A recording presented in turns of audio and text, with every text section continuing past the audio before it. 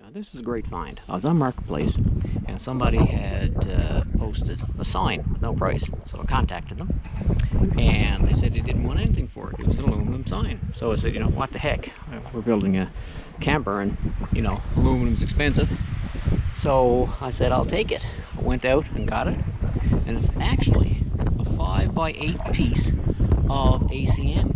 Aluminum composite material, which is exactly the same stuff that we're going to be making the trailer out of.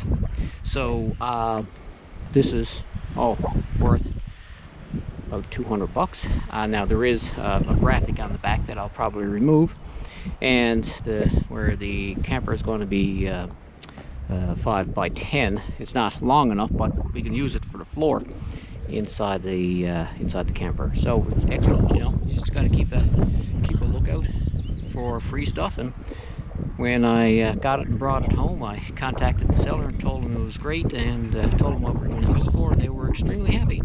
So anyway, there you have it. Score.